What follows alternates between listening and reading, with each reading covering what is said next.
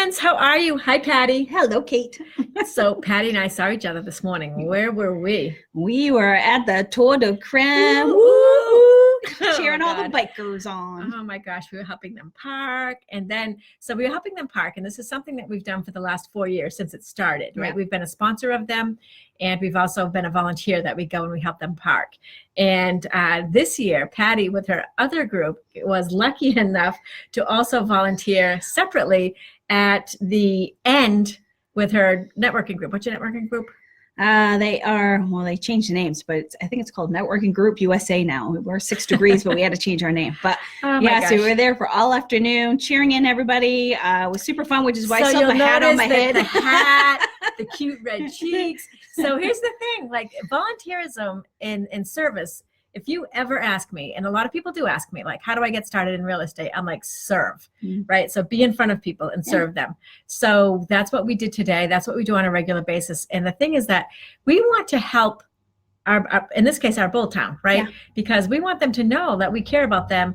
And so anyways, that's just a little tip for you. Yeah. I mean, I met a ton of people and I've been here in that voice forever. She was like, woo, woo, woo. Yeah, I just let it all go and had a good time. She did. She was having a blast.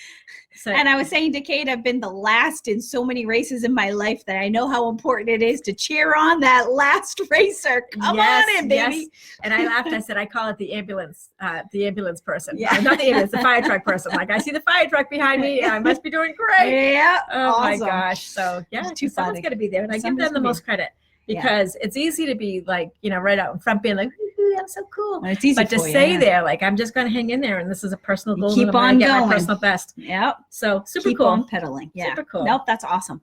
But I know, Kate, you were away. We also are on Facebook and stuff. We saw the selfies with Charlie Baker. I love that's my favorite one. I got to tell you. I'm like my face, like the lighting wasn't awesome, but I'm like, I don't care. I'm posting this back. That's awesome. Like, I was super jealous. I think you look like you're having a great time, but you had all kinds of pictures. So I think it'd be important today to talk about where you were and what you were doing, what you learned, all of that. But we'll cover that in pieces. So where were you? So I'll start at the beginning. Yeah. Thanks for those hearts, by the way, guys. I love them. Is that Meg up there? Yes, our number one supporter.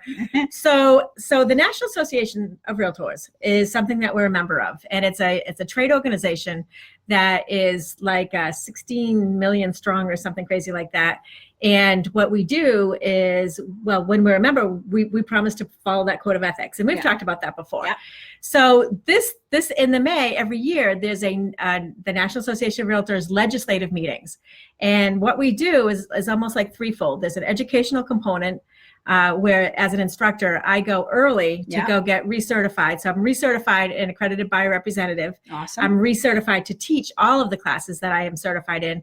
I also got certified in military relocation professional. So that's cool. I know there was a ton of ahas there. Yeah. So you know what? It was really kind of cool. And so those were my first 2 days there.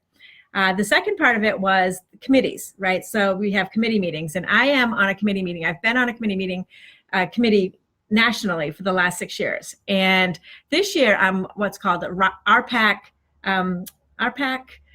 what is it? What the heck's the real official name of it? Participation Council. Right. So RPAC is our almost like our lobby. It's our advocacy. So it stands for Realtor Political Advocacy Campaign or Committee. I don't know. Actually, that's not quite it, but it's Realtor Political Action Committee. Right. Okay. So it's like our PAC basically. And what we do is again, my goal this year is to get the participation up all across the state.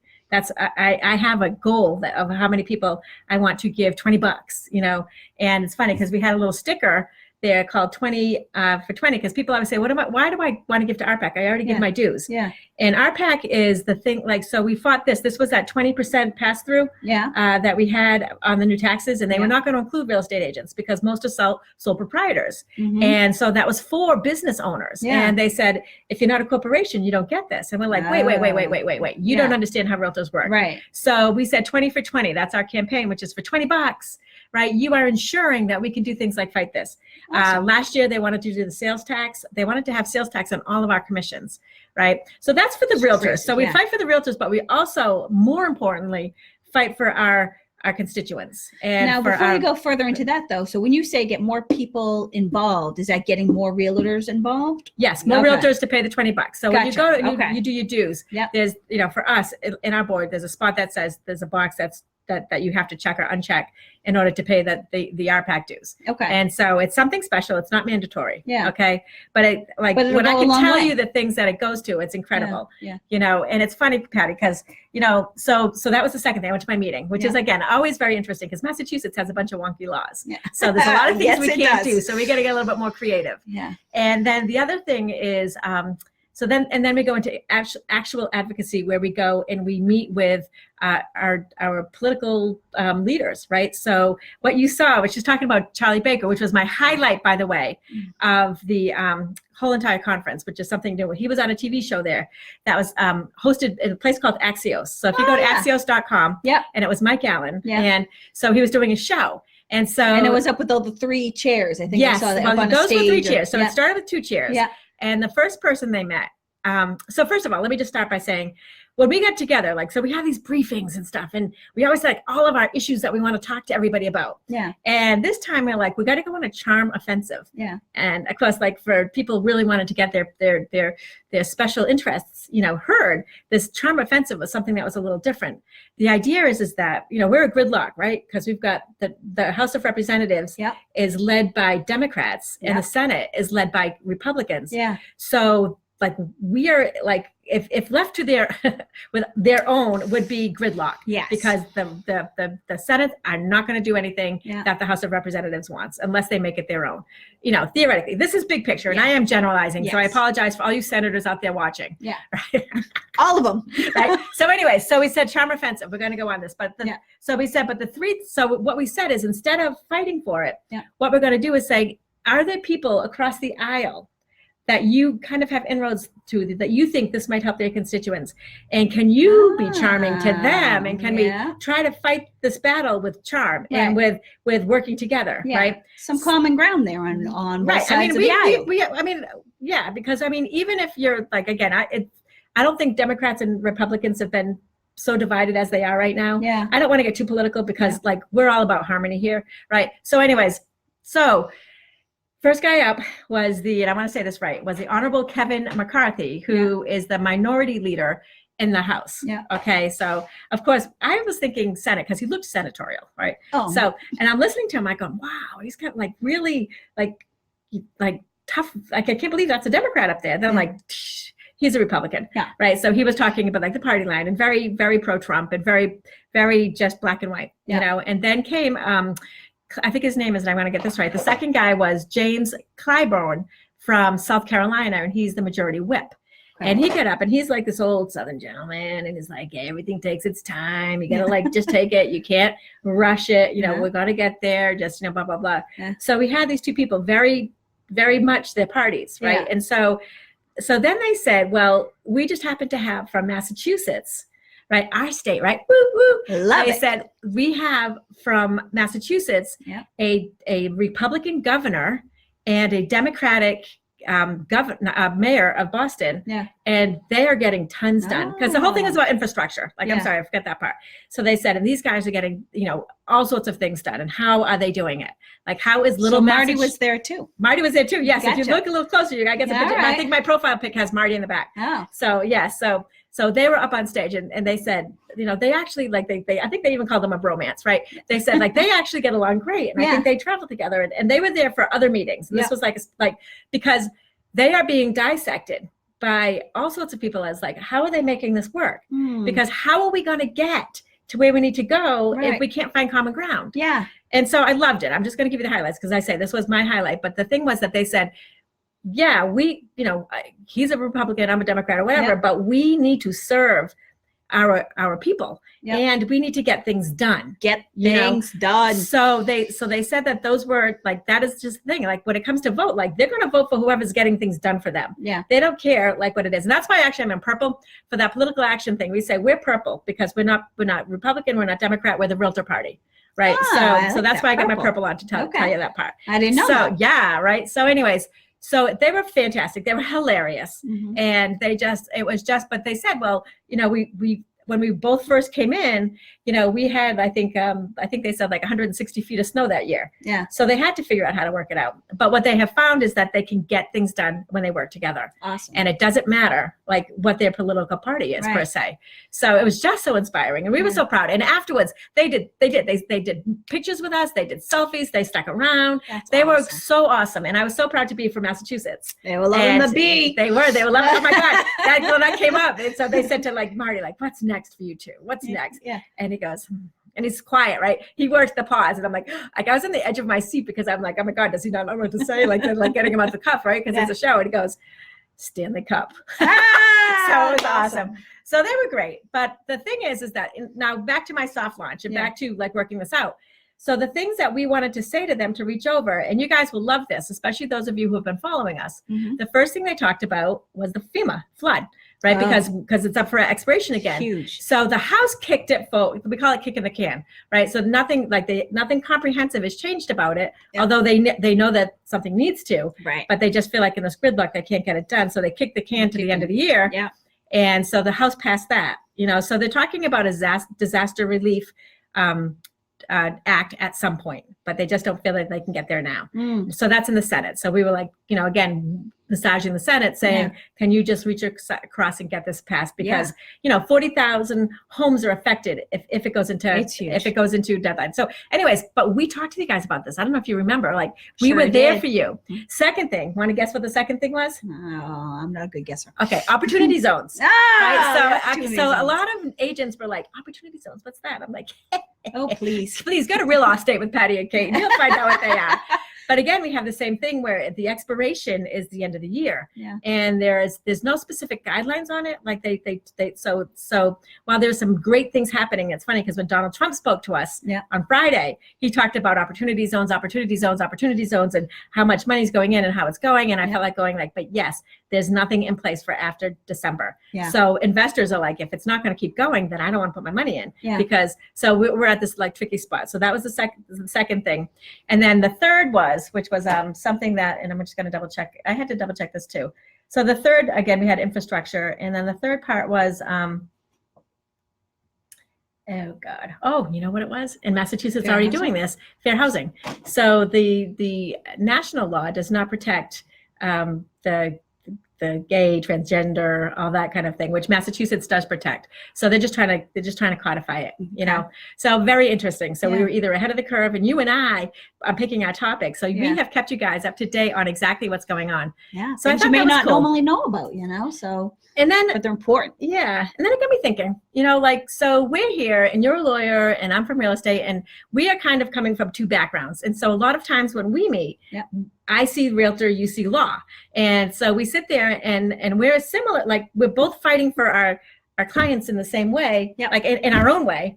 But then at the end of the day, we're like, wait a minute, what makes us special is we're like Marty and Charlie, and we are making it work. Because Patti and Kate. Yes. And so we're doing the same thing, like on our own level with our own business and our own business decisions. We're saying the same thing. Like she wears her lawyer hat, I wear my realtor hat.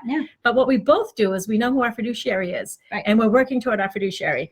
And that's how we get things done. And that's what I think is like the message that was the big message I heard, right? That's where our future lies. That's where our success comes from. It doesn't come from, Democrats on the left, Republicans on the right, or whatever, wherever they really go. And you're looking through your own lens, and you have different opinions, and that's really what democracy is all about, right? Is you each come from your own side, and you talk things out, trying to find that middle. Yeah. And where I'm coming, I see things from a lawyer's point of view. You see them from the broker's point of view. Right. And when we're talking about a particular job, we don't always agree, people. So we sit and we have discussions, but we know we respect each other to listen to each other's point and see what we can do to make it the best for the client. So they're protected from the law, they're protected on the broker's end of it.